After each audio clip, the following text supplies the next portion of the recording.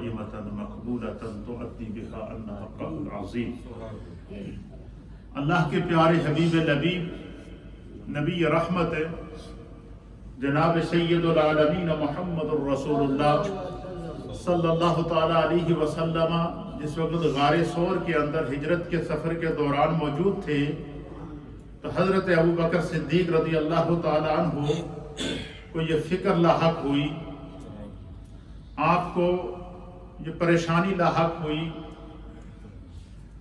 کہ شاید غار کے اوپر سے کفار اندر داخل ہو جائیں اور نبی پاک صلی اللہ تعالی علیہ وآلہ وسلم کو اذیت پہنچائیں، دکھ پہنچائیں، تکلیف پہنچائیں۔ تو بار بار غار کی طرف دیکھ رہے تھے تو نبی علیہ الصلوۃ والسلام نے حضرت سیدنا ابو بکر صدیق کی محبت بری اس کیفیت کو دیکھ کر ارشاد فرمایا کہ یا ابا بکر، اے میرے ابو بکر، لا تحزن، تنو غم کرن دی ضرورت نہیں، ان اللہ معانا، اللہ سڑے نال ہے۔ یہ نبی پاک صلی اللہ علیہ وسلم نے حضرت ابو بکر صدیق کو تسلی اور تشفی دی۔ نبی پاک صلی اللہ علیہ وسلم کے انہی الفاظ کو جو اللہ کے رسول نے حضرت ابو بکر صدیق کے لیے کہے کہ لا تحزن ان اللہ معانا، کہ آپ کو غم کرنے کی ضرورت نہیں، اللہ ہمارے ساتھ ہے۔ اللہ تعالیٰ نے قرآن حکیم فرقان مجید کے اندر وحی کے ذریعے نبی پاک صلی اللہ علیہ وسلم کے انہی الفاظ کو بغیر کسی تبدیلی کے واپس وحی کے ذریعے نازل کر کے قرآن کا حصہ بنا دیا۔ اور سورہ توبہ ہے، 10واں سپارہ ہے، آیت نمبر 40 ہے، اس کے اندر اللہ رب العالمین فرماتا ہے کہ اذ یقول لصاحبہ، کہ یاد کرو کہ جب نبی علیہ السلام اپنے صاحب، اپنے صحابی حضرت ابو بکر سے فرما رہے تھے لا تحزن ان اللہ معانا، آپ کو غم کرنے کی ضرورت نہیں ہے، اللہ ہمارے ساتھ ہے۔ تو نبی علیہ السلام نے حضرت ابو بکر صدیق سے فرمایا اللہ ہمارے ساتھ ہے۔ اللہ نے وحی کے ذریعے فرما دیا کہ میں محمد اور ابو بکر کے ساتھ ہوں۔ سبحان اللہ۔ یعنی جو الفاظ حضور نے ابو بکر صدیق رضی اللہ تعالیٰ عنہ کے لیے فرمائے، وہی الفاظ اللہ نے وحی کے ذریعے بغیر کسی تبدیلی کے انہی الفاظ کو قرآن کا جامع پہنا کر، وحی کا جامع پہنا کر قرآن کا حصہ بنا دیا، تاریخ کا حصہ بنا دیا۔ اور یہی وہ الفاظ ہیں اذ یقول لصاحبہ، اس سے مراد صحابی رسول حضرت ابو بکر صدیق ہیں۔ تو علماء نے لکھا ہے کہ نبی پاک صلی اللہ تعالیٰ علیہ وآلہ وسلم کے کم و بیش 1.25 لاکھ صحابہ اکرام میں سے حضرت ابو بکر صدیق وہ واحد صحابی رسول ہیں کہ جن کی صحابیت کا اعلان مصطفیٰ نے بھی کیا ہے، خدا نے بھی کیا ہے۔ سبحان اللہ۔ حضور نے بھی ابو بکر کو فرمایا کہ میرا صاحب ہے، اللہ نے بھی فرمایا کہ ابو بکر رسول اللہ کے صاحب ہیں۔ تو نبی پاک صلی اللہ علیہ وسلم کے ابو بکر صدیق رضی اللہ تعالیٰ عنہ کے صحابی رسول ہونے کا اعلان کس نے فرمایا؟ اللہ رب العالمین نے فرمایا۔ تو علماء اور محدثین اور مفسرین نے لکھا ہے کہ نبی پاک صلی اللہ علیہ وسلم کے 1.25 لاکھ صحابہ میں سے اگر کوئی کسی صحابی کی صحابیت کا انکار کرے تو وہ گمراہ ہوگا، بددین ہوگا، لیکن کافر نہیں ہوگا۔ اور فرمایا کہ اگر ابو بکر صدیق کی صحابیت کا انکار کرے تو بندہ کافر ہو جائے گا۔ کیوں؟ کہ اللہ نے قرآن میں ابو بکر کو صحابی رسول فرمایا ہے۔ ابو بکر کی صحابیت کا انکار یہ قرآن کا انکار ہے، اور قرآن کا انکار یہ کفر ہے۔ یہ مقام سیدنا ابو بکر صدیق ہے۔ اور اسی آیت کے زمرے میں مفسرین نے لکھا ہے کہ سیدنا ابو بکر صدیق، یہ آیت حضرت ابو بکر صدیق کی افضلیت کو تمام صحابہ کے اوپر، اس کے اوپر نص قطعی ہے۔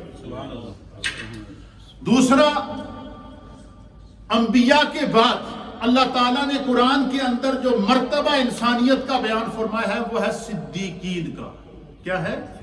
قرآن پاک میں اللہ فرماتا ہے کہ اولئک انعم اللہ علیہم من النبیین والصدیقین والشہداء والصالحین۔ فرمایا کہ اور صدیقین میں صدیق اکبر کا لقب اور صدیق کا لقب حضرت سیدنا ابو بکر صدیق رضی اللہ تعالیٰ عنہ کو یہ خدا کی طرف سے عطا کیا گیا اور مصطفیٰ کی طرف سے عطا کیا۔ اور ایک حدیث کے مطابق حضور فرماتے ہیں کہ مجھے جبریل نے آ کر بتایا ہے کہ کہ اللہ فرماتا ہے کہ ابو بکر آپ کے صدیق ہیں، ابو بکر صدیق ہیں، تصدیق کرنے والے ہیں، ایمان کی تصدیق کرنے والے ہیں، آپ پر سب سے پہلے ایمان لا کر آپ کی نبوت کی تصدیق کرنے والے ہیں، اور آپ پر ایمان لانے کے بعد آپ کی معراج کی تصدیق کرنے والے ہیں، اور ہر لمحہ آپ کے ساتھ اللہ تعالیٰ نے آپ کو، ابو بکر کو آپ کے لیے منتخب فرما دیا ہے۔ تو حضرت انبیاء کے بعد جو مرتبہ ہے وہ صدیقین کا ہے، اور صدیقین میں سب سے افضل اور سب سے بڑی فضیلت جس کو ہے اس کو صدیق اکبر کہتے ہیں، اور صدیق اکبر کا لقب اور یہ عہدہ بھی اللہ تعالیٰ کی طرف سے اور مصطفیٰ کی طرف سے حضرت ابو بکر صدیق کو عطا کیا گیا، اور آپ کی صدیقیت کا اعلان بھی قرآن میں ہو رہا ہے۔ اور فرمایا کہ اللہ تعالیٰ نے انبیاء کے بعد جتنے انسان پیدا کیے ہیں ان تمام انسانوں میں سے جو سب سے زیادہ سچا ہے، سب سے زیادہ صادق ہے، جس کے اوپر اللہ، جس کی سچائی پر خدا کو بھی ناز ہے، جس کی سچائی پر مصطفیٰ کو بھی ناز ہے، جس کی سچائی پر نبی پاک کے قدموں پہ 1.25 لاکھ صحابہ کو ناز ہے، اور میں اس کا نام بھی ابو بکر ہے، اور ان کا وصدق بہ کہہ کر اللہ تعالیٰ نے قرآن حکیم فرقان مجید میں ابو بکر کو صدیق، صادق اور سچا بھی قرآن میں اللہ نے فرمایا۔ ان کی سچائی کا اعلان بھی قرآن کر رہا ہے، حضرت ابو بکر صدیق کی سچائی کا اعلان بھی قرآن کر رہا ہے۔ قرآن میں کون کر رہا ہے؟ میرا رب کر رہا ہے۔ حضرت ابو بکر صدیق کی صحابیت کا اعلان بھی اللہ قرآن کے اندر فرما رہا ہے۔ حضرت ابو بکر صدیق رضی اللہ تعالیٰ عنہ کی صدیقیت کا اعلان بھی قرآن کر رہا ہے، وہی کے ذریعے میرا رب فرما رہا ہے۔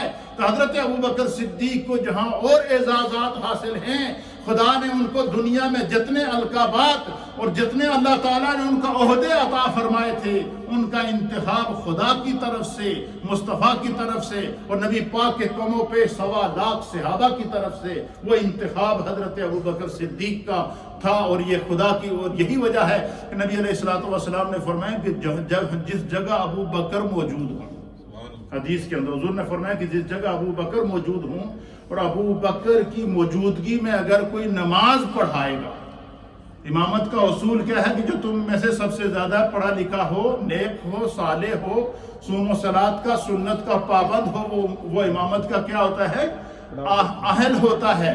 تو حضرت سیدنا ابو بکر صدیق رضی اللہ تعالیٰ عنہ کو یہ سعادت حاصل ہے کہ نبی علیہ الصلوۃ والسلام جب آخری ایام کے اندر شدید علیل ہوئے اور علالت کے مرض اتنا بڑھ گیا کہ آپ کے لیے چلنا بھی اور پھرنا اور کھڑا ہونا بھی مشکل ہو گیا، حتیٰ کہ جس وقت آخری نماز کے لیے حضور نبینا علیہ الصلوۃ والسلام کو مسجد میں لایا گیا تو 2 صحابہ اکرام کے کندھوں پر آپ کو اٹھا کر لایا گیا، اور آپ کے پاؤں کے اندر جان نہیں تھی، اور وہ پاؤں کو گھسیٹتے ہوئے زمین کے اوپر پاؤں چل رہے تھے اور گھس رہے تھے زمین کے ساتھ، تو جہاں جہاں آپ کے پاؤں لگ رہے تھے تو وہاں اس طرح نشان پڑ گئے تھے۔ تو آخری نماز بھی آپ نے آ کر بیٹھ کر جو ہے وہ ادا فرمائی۔ تو اللہ کے حبیب علیہ السلام نے اپنے ایام علالت کے اندر 17 نمازوں کے لیے، حضور علیہ السلام کی حیات کے اندر حضور نے اپنے مصلے کے اوپر حضرت ابو بکر صدیق کو کھڑا کیا، اور حضرت سیدنا ابو بکر صدیق نے نبی علیہ السلام کی موجودگی میں 17 نمازیں پڑھائی۔ اور ایک موقع ایسا آیا، حدیث کے اندر آتا ہے کہ سیدنا صدیق اکبر رضی اللہ تعالیٰ عنہ کے بارے میں حضور نے فرمایا کہ مرو ابا بکر فلیصلی بالناس، فرمایا کہ ابو بکر سے کہہ دو کہ وہ لوگوں کو نماز پڑھائیں۔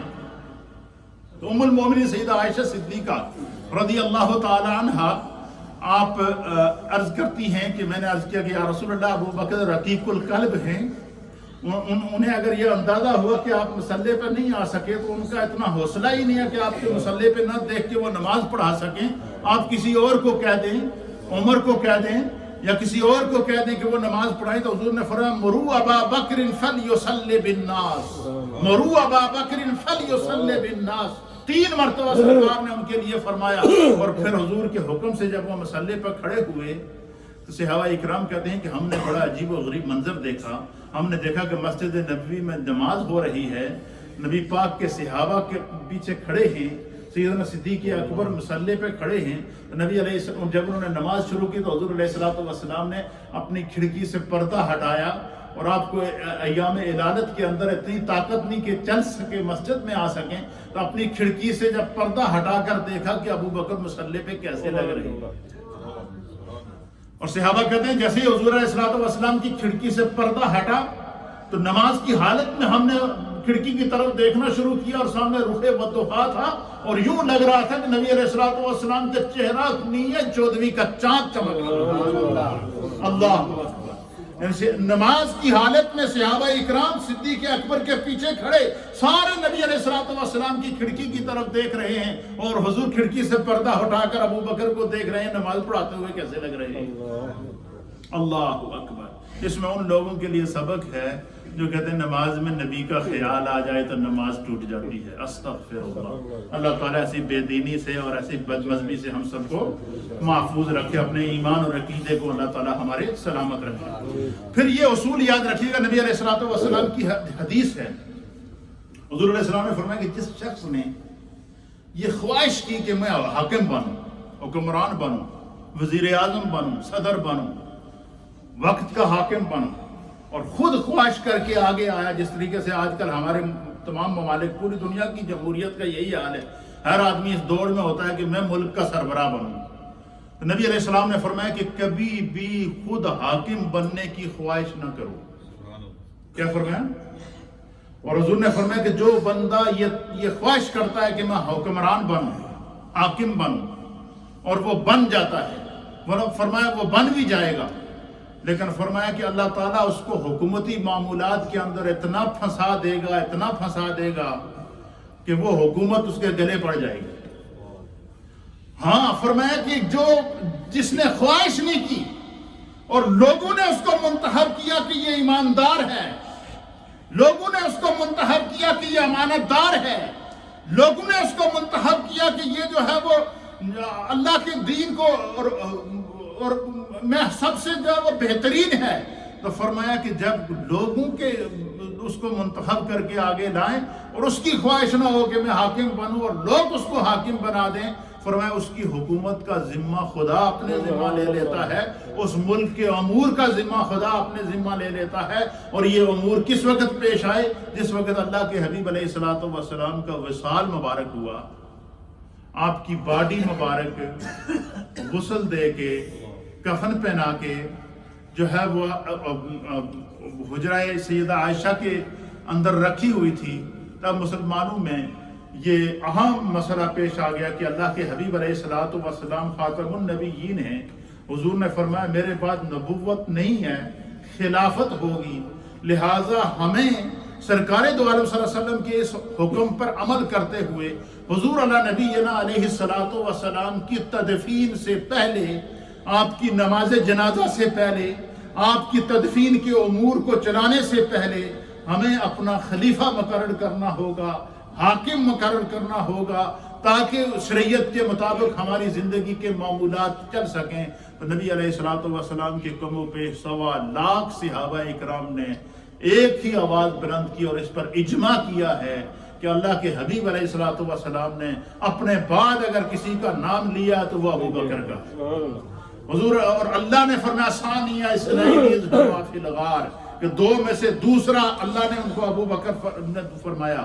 نبیین کے بعد اللہ نے صدیقین کا نام لے کر جو ہے وہ انبیاء کے بعد صدیقین کا مرتبہ مقرر کیا ہے، اور ہم سب میں صدیق اکبر ابو بکر ہیں، کیونکہ ان کو خدا نے بھی صدیق کہا ہے، مصطفیٰ نے بھی صدیق کہا ہے۔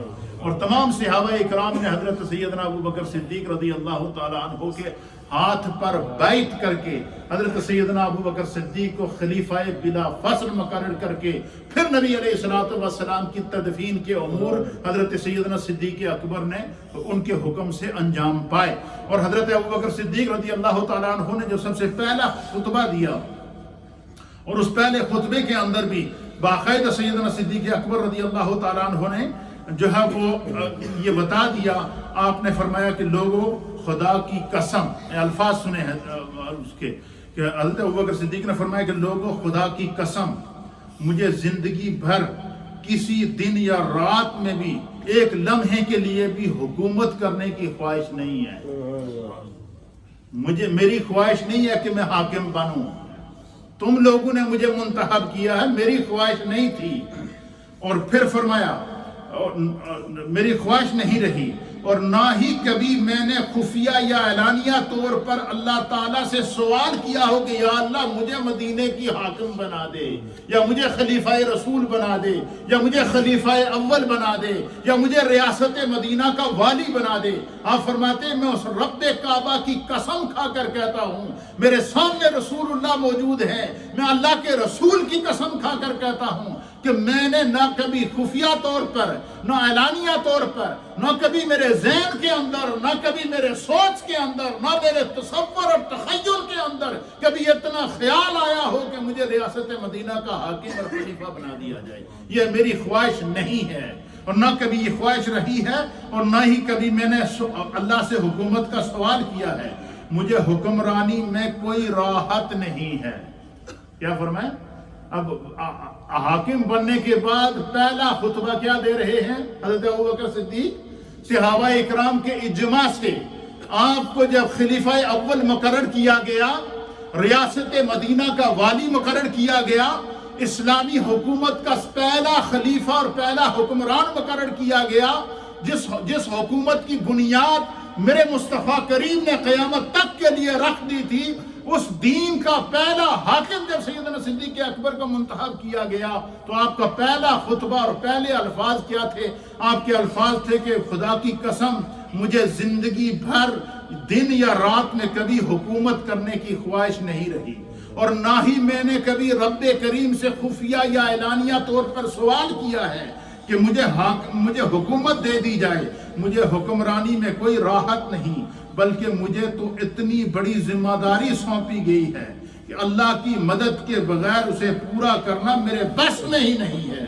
اور میں آج بھی چاہتا ہوں کہ کوئی زیادہ طاقت والا شخص جو اس منصب کو سنبھال لے وہ آگے آ کے اس منصب کو سنبھال لے. میں اپنے آپ کو کمزور سمجھتا ہوں. یہ حضرت ابوبکر صدیق کے کیا تھے؟ الفاظ تھے. اب یہ الفاظ آپ نے سن لیے، اب نبی پاک کی حدیث سنیں. حضور اللہ نبینا علیہ السلام نے فرمایا کہ وہ شخص بہترین افراد میں سے ہے. کیا فرمایا حضور علیہ السلام نے؟ وَتَجِدُونَ مِنْ خَيْرِ النَّاسِ أَشَدَّهُمْ كَرَاهِيَّةً لِهَذَا الْأَمْرِ حَتَّى يَقَعَ فِيهِ. حضور علیہ السلام نے فرمایا کہ وہ شخص بہترین افراد میں سے ہے جو حکومت سے سخت نفرت کرتا ہو حتیٰ کہ وہ اس میں مبتلا ہو جائے. فرمایا کہ وہ شخص بہترین لوگوں میں سے کون سا ہے؟ جس کو حکومت کی خواہش نہیں ہے لیکن لوگ چاہتے ہیں کہ یہ ہمارا حاکم بنے.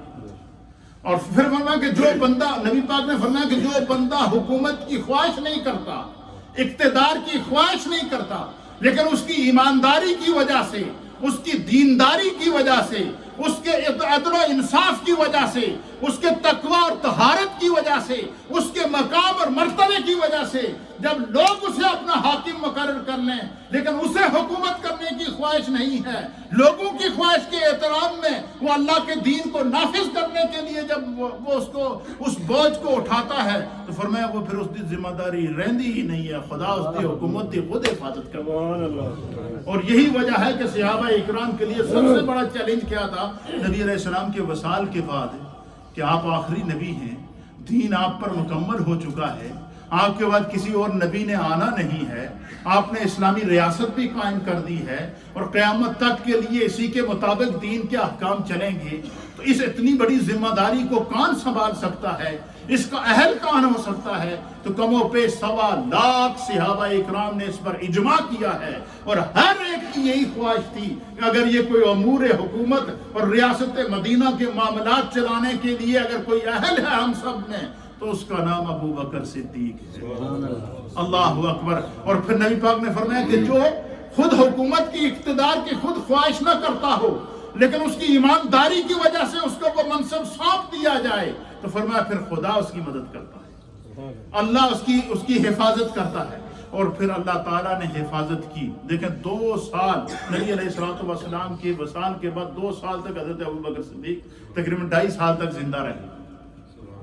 اور 2.5 سال 2 سال اور کچھ مہینے آپ کی جو ہے وہ دور خلافت ہے، لیکن اس دو سالوں کے اندر آپ نے اسلامی ریاست کا اور ریاست مدینہ کا ایسا نقشہ پیش کر دیا تھا، ایسی وے متعین کر دی تھی، ایسا جو ہے اصول مرتب کر دیے تھے کہ اس کے بعد پھر فاروق اعظم کی خلافت آئی، اس کے بعد عثمان غنی رضی اللہ تعالیٰ عنہ کی خلافت آئی، اس کے بعد مولا کائنات کی خلافت آئی، اس کے بعد 6 مہینے تک امام حسن مجتبیٰ کی خلافت آئی، اور ان تقریباً یہ 30 سال پر یہ مشتمل صحابہ اکرام کا دور خلافت ہے جس کو خلافت راشدہ کہتے ہیں۔ اور ان 30 سالوں کے اندر اسلام مدینے کی حدود سے نکل کر، مکے کی حدود سے نکل کر افریقہ ایشیا اور پوری دنیا کے کونے کونے تک پہنچ چکا تھا۔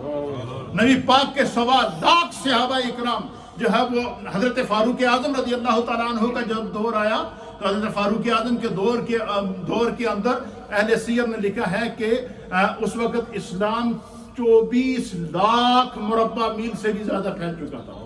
افریقہ تک اسلام پہنچ چکا تھا، ایشیا تک اسلام پہنچ چکا تھا، یورپ تک اسلام پہنچ چکا تھا، اور دنیا کے ہر کونے تک اسلام کی بنیادیں پڑ چکی تھیں۔ اور نبی پاک صلی اللہ علیہ وسلم کے 1.25 لاکھ صحابہ پوری دنیا کے اندر جب ہجرت کر کے جو جس طرف گیا اس نے وہاں پر اسلامی نظام کو اور خلفائے راشدین اور خلافت راشدہ کے اصولوں کو لے کر کائنات تک پہنچایا۔ پھر خداوند قدوس نے اس نظام اسلام کو کائنات کے لیے اس طرح جو ہے وہ خلفائے راشدین کی مدد کی کہ نبی علیہ الصلوۃ والسلام نے فرمایا کہ میری اور خلفائے راشدین کی سنت پر عمل کرو۔ تو نبی علیہ السلام نے خلفائے راشدین کے عمل کو بھی اپنی سنت قرار دیا۔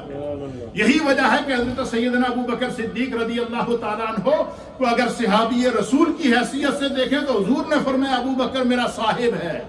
حضور نے فرمایا انت صاحبی فی الغار، اے ابو بکر تو غار میں بھی میرے صاحب تھا۔